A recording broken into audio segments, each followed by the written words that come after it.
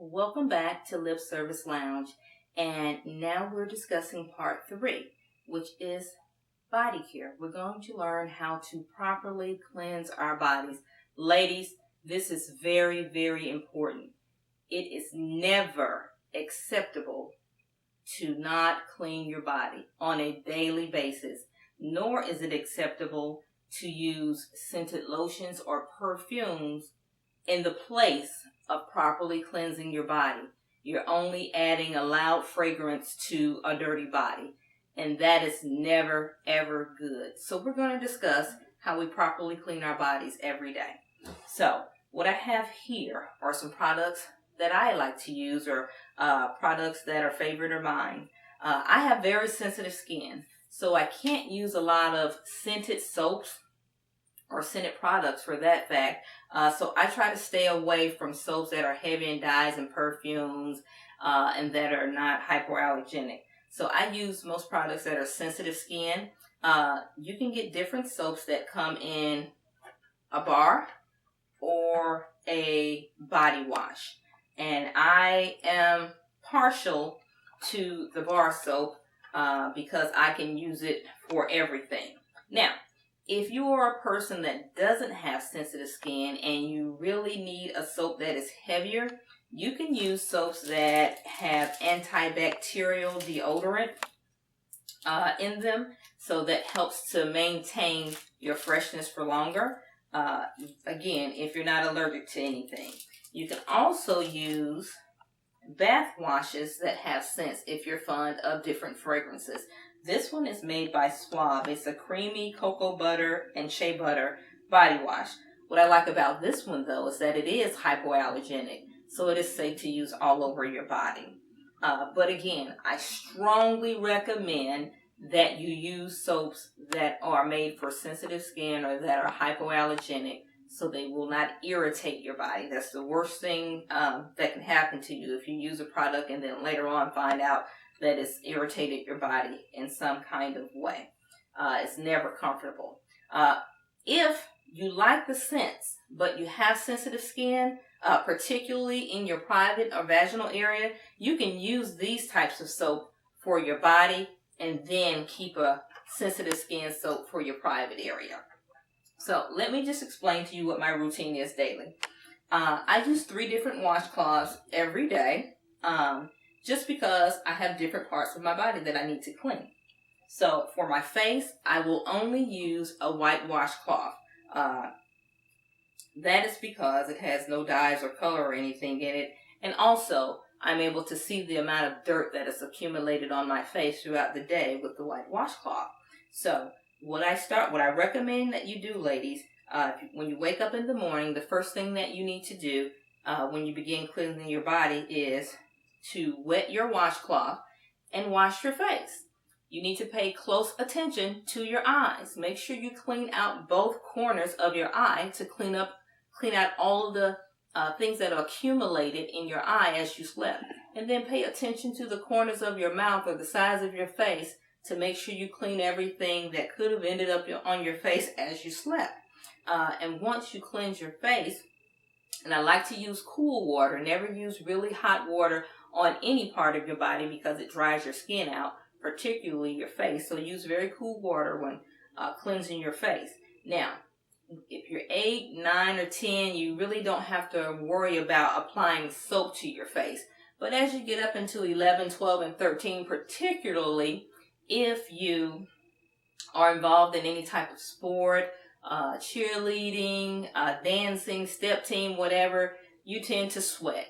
And those oils and sweat mix on your face. So as soon as you get home and you're able to clean yourself, I would recommend cleaning your face first with clear water, just as I described to you, and then lathering up with a sensitive skin soap and just gently going over your face with the soap, and then taking cool water and splashing your face to get the soap off, and then finishing off with your washcloth again to make sure that your face is dry and not dripping wet.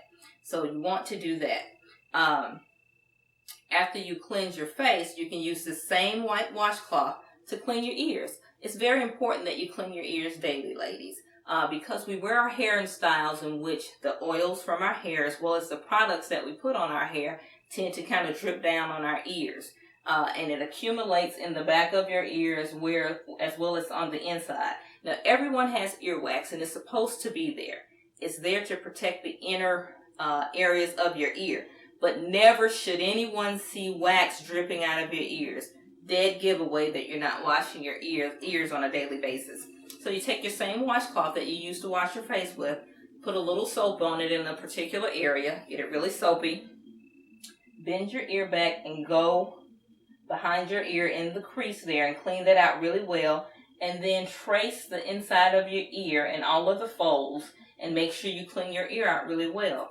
Rinse the rag out, get the soap out, and then go back over those areas again to remove the soap residue. Now, if you really need to clean the inside of your ear, I recommend using peroxide. But before I show you how to do that, let me just share with you that you should never use a bobby pin, I know that's kind of hard to see, or a Q-tip to go inside, deep inside your ear. You can damage your ear, you can cause ear infections, you can cause all kinds of problems. So never insert anything into your ear canal. But you can use a Q-tip and hydrogen peroxide to clean some of the excess wax that's there. And all that you need to do is fill the top that comes on your peroxide, fill the top with peroxide, and then take your Q-tip and dip it down in the peroxide. Make sure it's completely saturated or wet, and then once it's saturated, just take the Q-tip, hold your head over slightly. I recommend having a parent help you with this. Place it at the opening of your ear. Do not stick it in your ear, and allow the excess hydrogen peroxide to just drip down in your ear. You will hear a fizzle. It may feel a little funny at first, but the hydrogen peroxide is fast at work, eating away and dissolving that excess earwax. And then you just simply take your washcloth and dry it out in there to make sure it's completely dry and not dripping. You don't want to do that on a daily basis. You may want to do that once a month just to make sure that excess earwax is out of there, but you do want to wash your ears daily. So that's what I do with my white washcloth. The next washcloth that I have is a washcloth that typically matches the color of my towel that I'm using.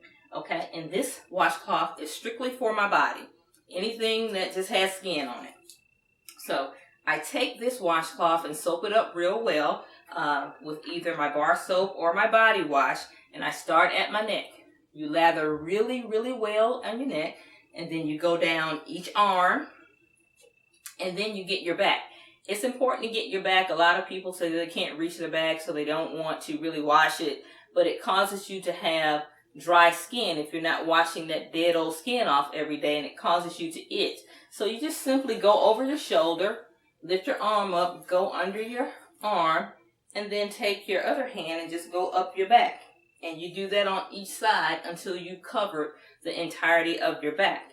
Once you've washed your neck, your arms, and your back, you come to the front to wash your chest.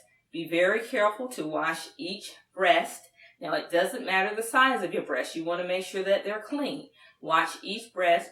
Wash down the center of your breastplate. Make sure to lift each breast and wash under the breast because sweat and dirt accumulates there. So you want to make sure you get that out of there. Wash your tummy. Pay careful attention to your belly button because dirt and sweat accumulates there as well. So go in and wash the belly button, washing around the belly button to get all of that dirt and sweat out. And then move on down to your lower body, covering the entire length of your thighs, your knees, the back of your knees, and your leg. Once you get to your ankles, I typically stop there and then come back up to the top. And that's where I start to wash my underarms. Now, it's never acceptable, ladies, to just do a quick pass through. You have to really scrub your underarms, particularly for you ladies that have started growing hair under your arms. Hair doesn't stink by itself, but the sweat that accumulates in the hair produces a body odor. So you need to make sure you scrub until you can't smell any sweaty odor or musty odor under your arms. So make sure you clean that very well, and then you move back down to your feet. If you want to maintain healthy, soft feet, you have to wash your feet daily. Just letting the excess soap drip from the rest of your body to your feet, not acceptable. you have to actually wash your feet. So lift up your leg, wash the top of your foot, the bottom, the soles of your foot, as well as the heel, and then make sure that you wash in between your toes. Very important. A lot of people sweat in their feet, and you have to make sure you remove that dirt and sweat from your feet. It's very important to wash your body daily and moisturize your body daily. So that's what I do with the washcloth that is the same color as my towel. And then I have a third washcloth, and it's a different color from the washcloth, so I'll know which washcloth to use. This washcloth is specifically for my private area. I like to use a different cloth for my private area because there's just different bacteria in your private area as there is on your body, and I just don't want to transfer any of that other bacteria, so I just use a separate washcloth. I have a couple of things as illustrations that I want to show you as we talk about washing our bodies. And this illustration is an illustration of a woman's vaginal area. This is what we all look like. We all have these parts. So just in talking about cleaning them, you want to take this washcloth and make sure it's soaked up really well. And what you're going to do, this area represents the crease where your thigh meets your private area. You want to make sure you get in those folds in the crease because sweat and dirt develops there or accumulates there as well. So wash thoroughly there. And then you want to wash the outer lips of your vagina. Those are called the labias. You want to wash the outer lips and make sure you've cleansed that area well. And then you want to take your finger and slightly open those lips and wash the inside of your vagina. Make sure it's clean. Once you've done that, you've thoroughly cleansed the area of your vagina. And you just want to make sure to rinse all the soap away out of your vagina. Again, for this area, it's particularly sensitive, ladies. So you want to make sure you use a soap that is hypoallergenic, doesn't have the dyes and the fragrances. And you want to pay special attention to the different types of soaps that you use to note how they impact your body. If you notice that one soap really irritates you, you just discontinue using it. The next illustration I have is a lady's bottom. And I want to talk about how to clean that when you're in the shower or bathing.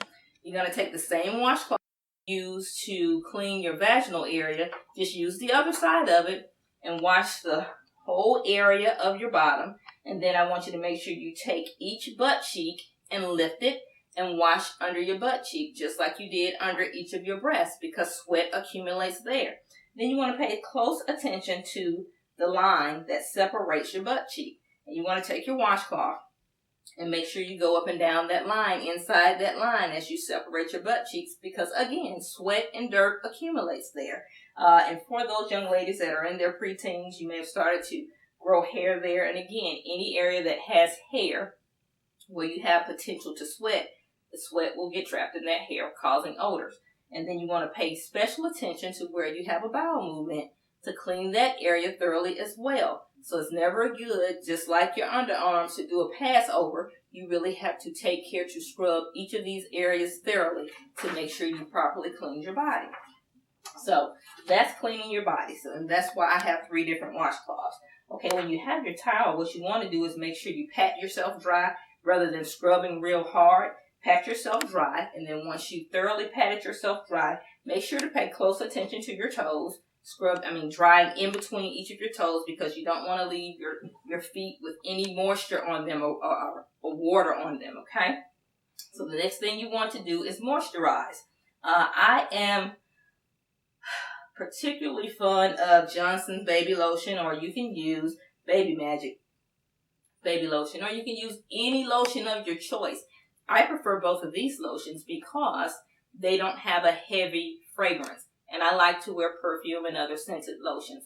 If you use a lotion that has a heavy fragrance on top of your perfume or lotion, that can be a bit much. So I like to use lotions that moisturize really well and have a softer scent.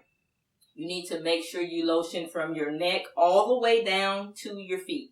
Making sure, again, to pay special attention to your feet, the heels of your feet in between your toes, to make sure you are keeping soft, clean, supple feet that are free of dead skin. So I really like to use these 2 products. The next thing that you want to focus on, and lotioning is a daily occurrence, ladies. Don't skip that process or you will suffer or have to deal with really dry, itchy skin. The next thing I really want to focus on is deodorants. You have some deodorants that are just deodorants, and then you have some deodorants that are deodorants as well as antiperspirant. I prefer the clinical strength. That's a stronger deodorant. It holds you really, really well. For me in particular, it holds me all day, no matter if it's hot, if I'm sweating, it really works. But if you don't need a deodorant that has an antiperspirant in it, you can just use a regular deodorant. And you have to put this on daily, ladies. Again, it's not acceptable to skip a day. It's not acceptable to not take a bath and just put a little deodorant on. You have to make sure that you're up in enough time in the morning to do your whole routine. It is a must, ladies, because when we sweat, we produce a different type of odor. It is a must that you use your deodorant daily. For you young ladies that have started to grow hair under your arms and you want to shave it off, what I recommend, you can lather up and use soap, or you can use a shaving gel designed for women. What you do is just wet the underarm really well, and then use some of this gel to spray it in your hand, and then put it under your arms, and then take your razor. I prefer using big razors. This one in particular has 3 blades, and it also has a rubber grip, so it keeps it from slipping in your hand. So after you've lathered up with the shaving gel, make sure that it's lathered really well, and then you begin to shave. Always shave down. Never shave up against the grain, because that can cause irritation and can cause you to start getting hair bumps.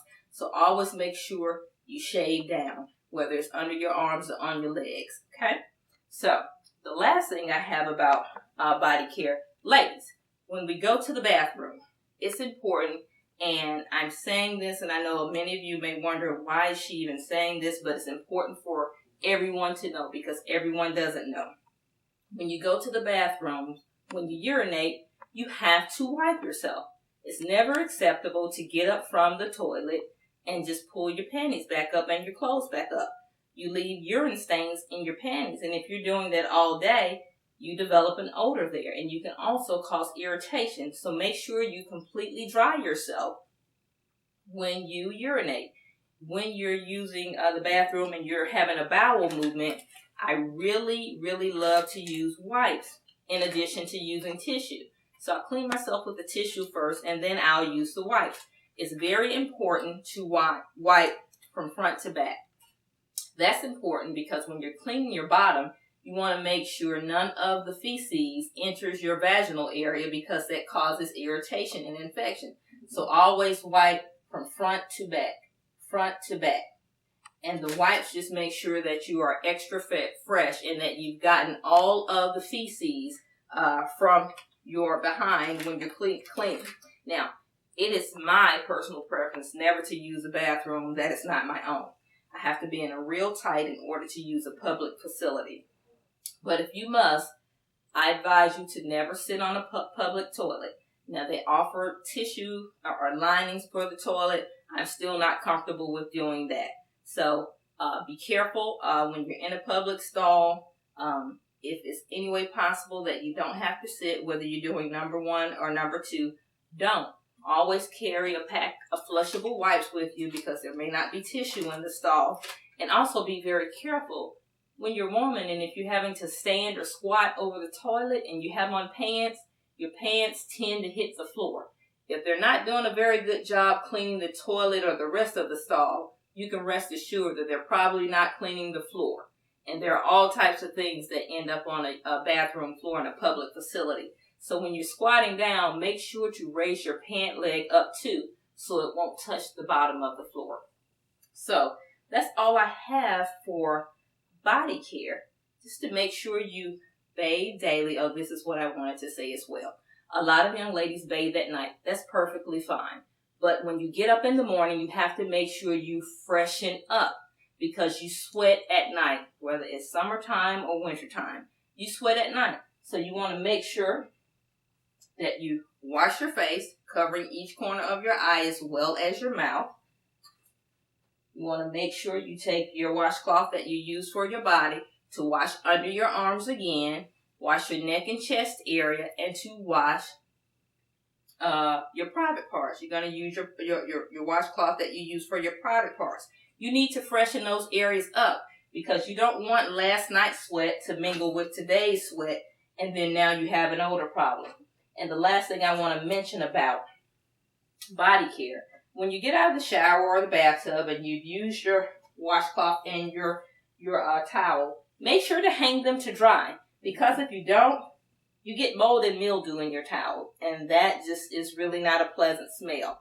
Doesn't do any good to take a shower or bath every day and then use a moldy, mildewy towel to just dry yourself off, because you're just going to leave that stench in your skin. And it's just very important to get the moisture out of the towel. So hang your towel up daily. Don't throw it anywhere. Hang it up daily on the bar in your bathroom. If you don't have a bar in your bathroom, you can just simply use a hanger from your bedroom closet and fold your towel. Fold it in half and then fold it in half over your hanger. And this allows the towel to air dry and to ensure that it will be dry for the next time that you need to use it. You can also fold the towel over again to ensure that you have enough space on your hanger to also hang your washcloth up to dry. Not doing a very good job here, but I just want to show you the importance of hanging your towels and washcloths up to dry so they don't mold and mildew. And it's a good rule of thumb to change your towel out once a week. I use every Sunday as my marker to make sure that I'm using a fresh towel. Unless I've had a particularly difficult week where I've exercised and done something where I've had to bathe in excess of what I normally would, then I might have to change my towel out a little more frequently. But ladies, that's all I have for you on total body care from head to toe. So just remember these basic things that we've talked about, and you will be really confident and sure that your body is as fresh and clean and healthy as can possibly be. Stay tuned for part 4, when we'll be talking about period, cycles, or menstruation, whichever you like to refer to them as.